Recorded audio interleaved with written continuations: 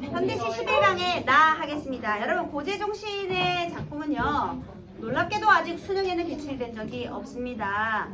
아마 고재종 시인의 첫사랑 이런 것들을 통해서 여러분들이 고재종 시인의 시를 접한 적이 있을 텐데요. 고재종 시인의 특징이 바로 이거죠.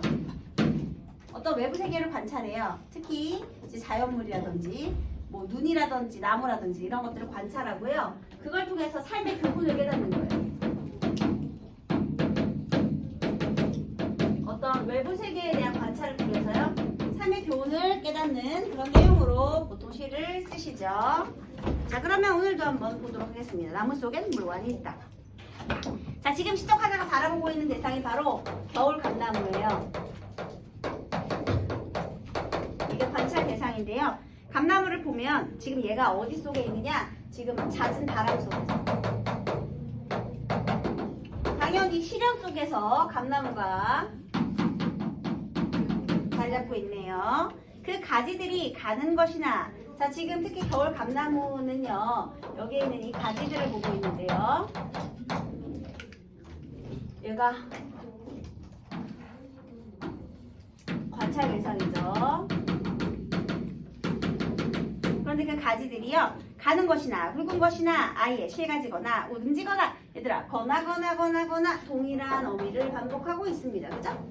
그 다음에요, 우듬지는 꼭대기에 있는 줄기거든요. 그러니까 실가지든 꼭대기 줄기든 모두 다 서로를 회방 놓는 법 없이 제 숨결 닿는 만큼의 찬란한 허공을 끌어안고 밥을 떨거나 사웅거리거나 건들대거나 휙휙 풀이거나 제 깜냥껏 한 세상을 흔들거린다. 아, 그러니까요, 가지들이요 서로 회방을 놓는 법이 없고요, 자기 깜냥껏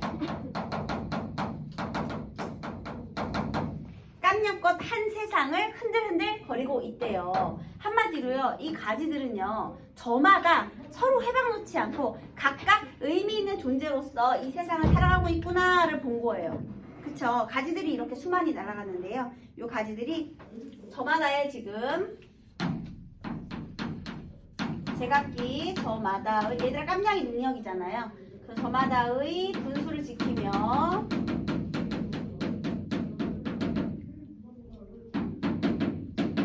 가치 있는 삶을 살고 있는 중입니다. 각각이 다 의미가 있다는 거예요.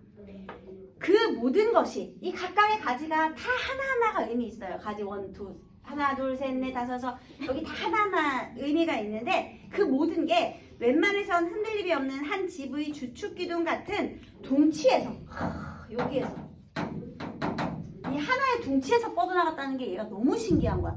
여기에 하나인데 여기서 뻗어나간 이 모든 것들이 각각 다 의미가 있다라는 거잖아요. 그게 이제 너무 신기해서요, 그게 새삼 신기한 일, 명서형 종교를 통해서 감동을 주고 있죠. 자, 여기에서요, 이 대상이 자기의 어떤 회복 놓지 않고 능력을 펼친다. 이 관찰 대상은 당연히 의인화되어 있죠, 여러분. 네, 열거라든지 의인법이라든지 이런 표현들이 눈에 보이네요. 그 다음에 더더욱 얘가 이게 여기 하나에서 뻗어나갔다는 것도 너무 신기한데, 더더욱 그 실가지 하나에 앉은 조망만한 새의 무게가, 자, 우리 가끔 겨울에요, 여기 위에 새집이 이렇게 있어요. 근데 여러분 좀 신기하지 않아요? 어떨 때 보면 나뭇가지가 되게 얇거든요. 근데 그 얇은 나뭇가지에 어떻게 저렇게 새집이 부러지지 않고 나뭇가지가 버티고 있지? 이런 생각 안 해보셨나요?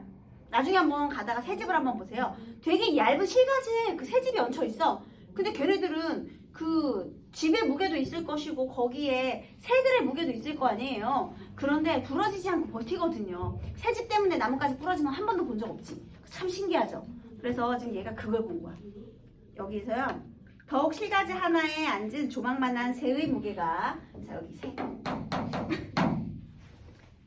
사실 있잖아요, 겨울 감나무는 자기 몸 하나 지키기도 힘들거든요. 그런데 우리 바람은 얘한테 그저 시련일 뿐이에요. 견뎌야 되는 거거든요. 근데 새는 버릴 수 있어? 새는요, 사실 겨울 감나무에게는 부담이 될 수 있어요. 그런데 또 얘가 생명이잖아. 그러니까 막 버릴 수는 없어. 부담은 주지만 버릴 수는 없어. 그래서 얘가 어떻게 하느냐, 칠흑 땅 속에 그중 깊이 뻗은 실뿌리의 흑사새까지 미쳐 그 무대를 견딜 힘을 다시 우둥지에 올려보내는 땅심의 배려로. 얘들아, 여기에 이 나무가 뿌리를 길게 뻗고 있겠죠. 그죠? 그러면 여기에서요, 땅심의 배려.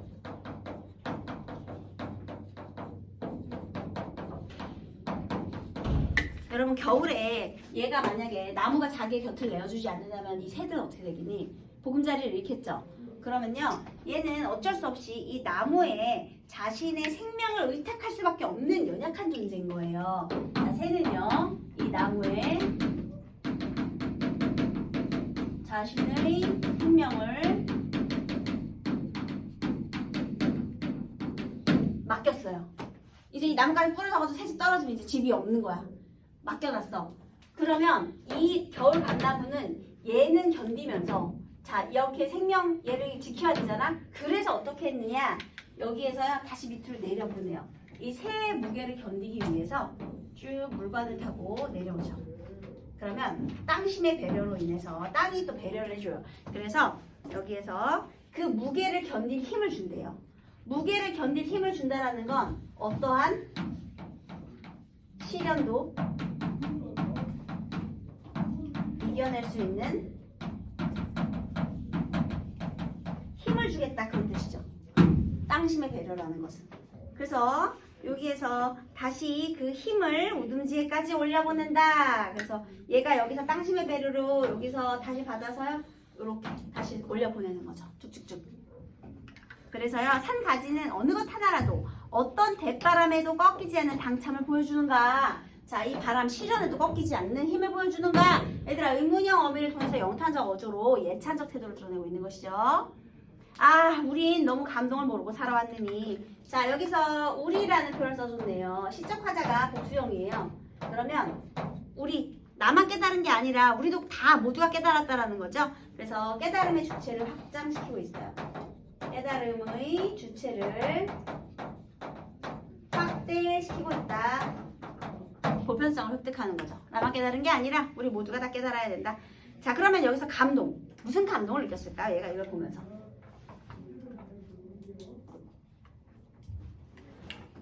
아주 작은 실가지인데요. 도대체 이 실가지가 저 땅이랑 소통해가지고 또 이 더 작은 생명 이런 거까지 다 지킬 수 있고, 겨울에 이 잦은 바람 속에서 이 새도 무게도 버텨주면서 서로 공존해 가면서, 그 다음에 이 어떤 시련도 이겨낼 수 있는 이런 존재에 대한 그런 모습을 깨달았다. 그래서요, 생명에 대한 경외감이에요.